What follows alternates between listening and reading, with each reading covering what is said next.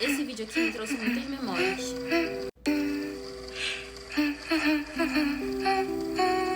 Hoje eu sou estudante de medicina na UFRJ, mas na minha infância e a maior parte da minha adolescência, eu tenho a memória muito vívida de não gostar de levar ninguém na minha casa. Só quem ia na minha casa eram os meus familiares. E as pouquíssimas vezes que eu levei amiga de escola lá, eram pessoas que eu confiava muito. Só que uma vez, quando eu tinha uns 12 anos, eu levei uma amiguinha de escola na minha casa. E no dia seguinte, a sala inteira ficou zoando, falando que na minha casa nem um sofá tinha. E eu fiquei super constrangida. Mas não fiquei tão chateada a ponto de chorar, nada assim. Porque eu já era muito zoada, então pra mim isso era o mais leve, assim, de todas as zoeiras. Que foi algo que ratificou dentro de mim essa questão de não gostar de levar ninguém na minha casa, por ficar constrangida. A minha casa, ela tinha pouquíssimos cômodos, eu dividia quarto com a minha mãe, e ela tinha muita infiltração, a estrutura dela não era bacana, né? E junto dessa infiltração vinha um mofo, muito mofo, vocês não imaginam. Eu posso fazer um outro vídeo aqui colocando as fotos de como era a casa. E eu ficava muito constrangida com aquilo, porque eu tinha noção que a minha casa não era um ambiente mais bacana, assim, pra se viver, mas era um ambiente que a gente tinha condição de viver.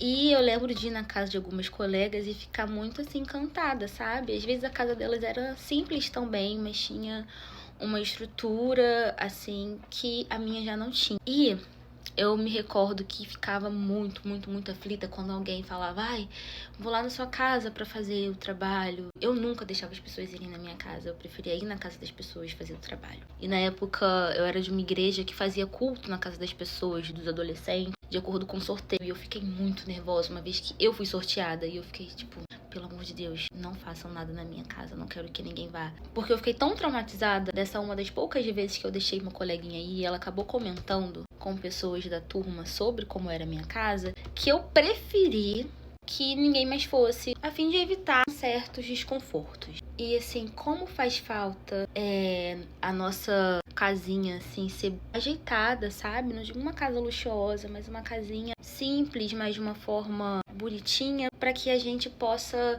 se sentir confortável em pelo menos levar uma ou outra amizade.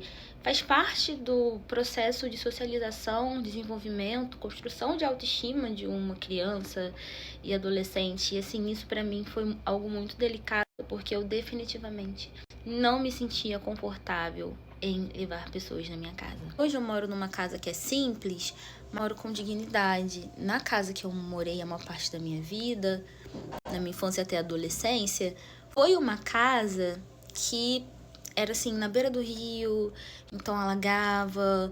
Era uma casa onde tinha essa questão muito grande com mofo, então eu tinha muitos problemas respiratórios, também devido à condição do lugar.